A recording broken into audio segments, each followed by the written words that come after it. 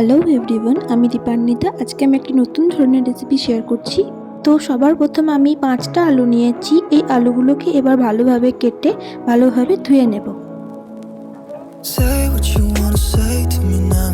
এবার প্রেসার কুকারে পরিমাণ মতো জল আলুগুলোকে দিয়ে ভালোভাবে সেদ্ধ করে নেব।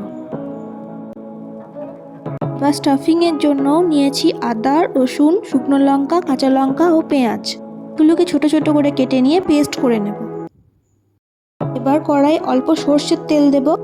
তেল গরম হলে পেঁয়াজ কুচি দিয়ে দেব। অল্প নুন দেব। পেঁয়াজটা অল্প ভাজা হলে করে রাখা মশলার পেস্টটা দিয়ে দেব।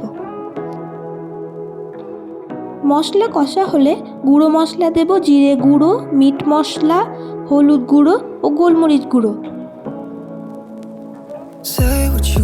এবার দেব কসুরি মেথি ও টমেটো সস।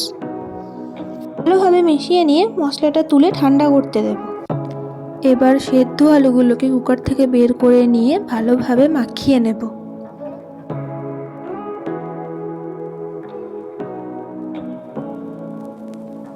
মাখানো হয়ে গেলে এর মধ্যে করে রাখা মশলাটা দিয়ে ভালোভাবে মাখিয়ে নেব।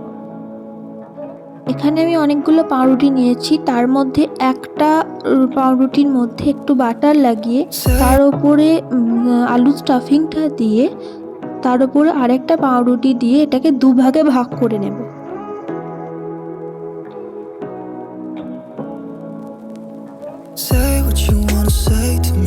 এখানে পাউরুটিটা ভাজার জন্য আমি একটা ব্যাটার বানিয়ে নেব। তার জন্য আমি দুটো ডিমকে ফাটিয়ে নিয়েছি। এবার তাতে দেব নুন, গোলমরিচ ও অল্প ময়দা। এগুলোকে ভালোভাবে গুলিয়ে নিয়ে একটা পাতলা ব্যাটার রেডি করে নেব। সাদা তেল দিয়ে দেব গরম করতে। এবার পাউরুটিগুলোকে ওই ব্যাটারের মধ্যে ভালোভাবে মিশিয়ে নিয়ে একে একে তেলের মধ্যে দিয়ে দেব। এগুলোকে ডিপ ফ্রাই করব, শ্যালো ফ্রাই করলেও চলবে। একে একে এগুলো সবগুলোকে একই রকমভাবে ভেজে নেব। ভিডিওটি ভালো লাগলে একটি লাইক ও চ্যানেলটি সাবস্ক্রাইব করবেন।